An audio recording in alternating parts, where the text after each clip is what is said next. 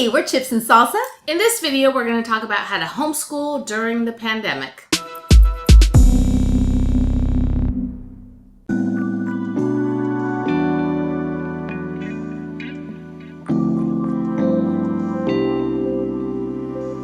Hey, we're Chips and Salsa. I'm DeeDee. I'm Ximena.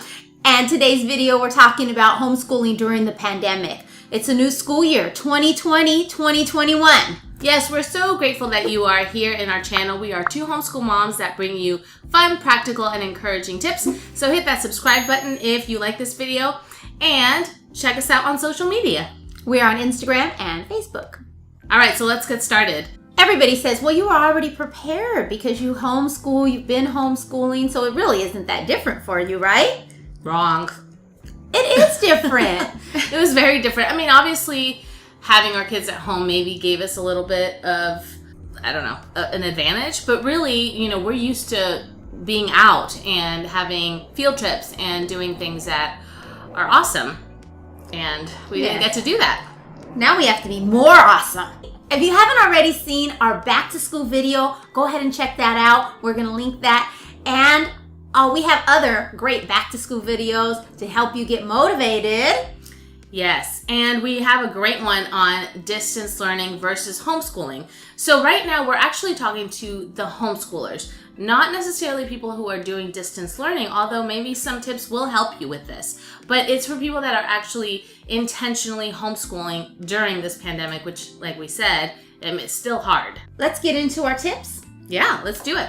So homeschooling, as we're starting this year during the pandemic, we really need to think about taking care of ourselves. So today's video is all about self-care. Yeah, because self-care is going to be the way to get through this pandemic. Without getting discouraged, depressed, and burned out. Yeah. Yeah, so number one is self-care through habits. I just finished reading this book called Your Future Self Will Thank You. And he talks about the importance of habits versus willpower. Mm-hmm. And it's so good because, there's a lot of self-care habits that lead to better habits. Like spending time alone, praying, meditating on the word is going to lead to great habits, right? Yes. Exercising is going to ripple effect into other great habits. So there are some habits that are kind of like the mine habits, you know what I mean? The landmine that are going to just bring forth other great things. And the way to create habits, people say it's 21 days. It's actually not scientifically. It's actually a lot more. But there are ways to get your brain trained to do that.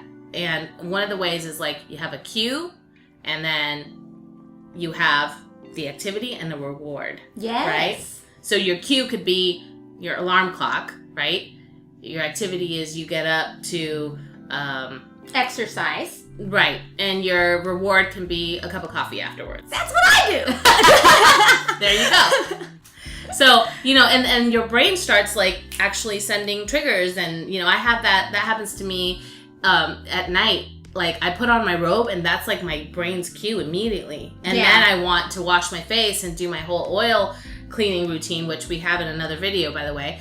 And then it's like, that's my reward because I just feel so relaxed afterwards. Mm-hmm. So it's just training your brain. But you get another reward because you sleep better. Exactly. Yeah. So yeah, self-care through habits is important. And just talking about habits, it made me think about the Charlotte Mason book, which helps you to help your children create habits, good habits for life. And every little thing that we do, if we create a habit, we don't have to use willpower, like you said, and it's ingrained in our routine daily. Yeah, and that routine is so important during this pandemic for us to be healthy and have an established routine so that our kids can follow along and not feel like there's even more chaos. There's chaos out in the world. We got to keep peace in our homes. Amen to that.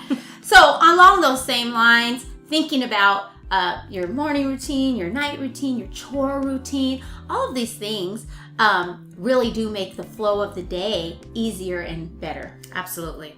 All right, so tip number 2 is self-care through community.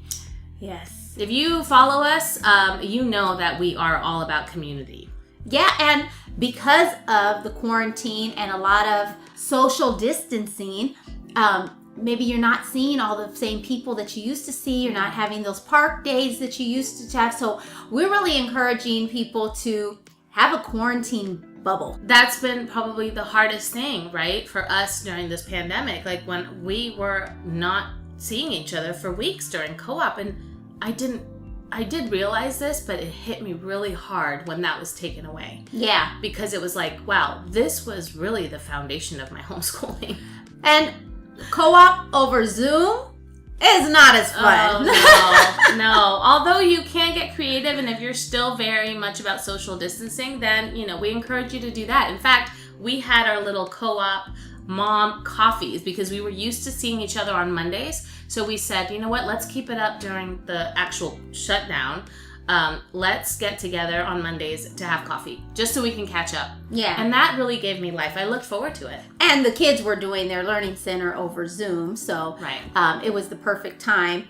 But also utilizing your family members who are already in your bubble. Yeah. Maybe you use them in a creative way that you haven't done in your homeschool in the past, like having your sister or brother come and teach a lesson or show them some new life skill. Yeah. And, take advantage of the things that are open. So if you can go have coffee outdoors, do it. If you can go to the beach, do it. Yeah.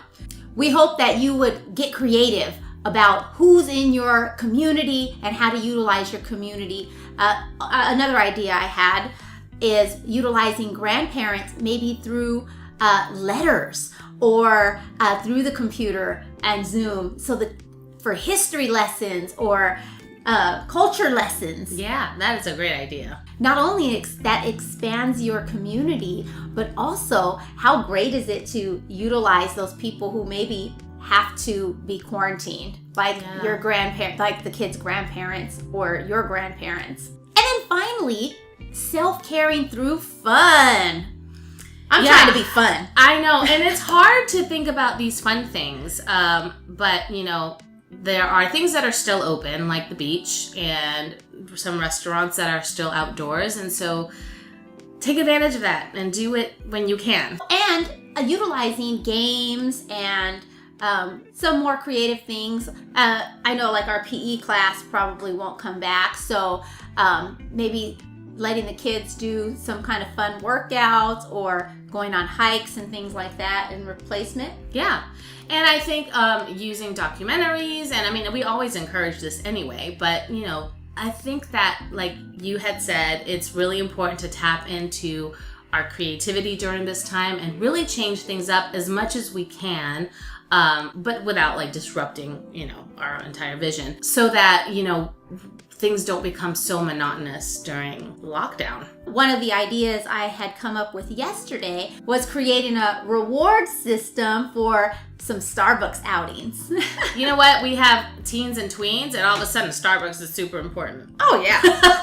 So, yeah, I think that's a great way. I'm going to steal that from her. Mm-hmm. Well, you can't go to, maybe go to the library, but we could still have school outdoors somewhere. Right, that's true. We can go have a picnic, or, still some of the outdoor museums and stuff that we have in San Diego. Also, don't underestimate the power of music and dancing.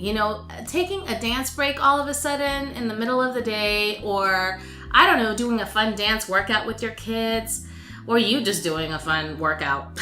Yeah, but you gotta just stay flexible and go with whatever is going to inspire you, motivate you and your kids, so that you can keep moving forward towards your goals, but not get bogged down.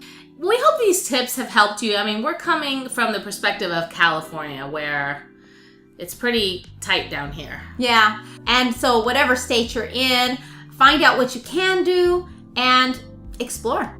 The power of a new perspective and positivity, and really just relying on one another to keep each other motivated is going to be key here. And we know that you're going to have a great year if we just keep our eyes on the goal, which is, our children and each other. Well, if you like this video, give us a thumbs up, share it with your friends, subscribe to our channel, and we'll see you next time. Bye. Bye.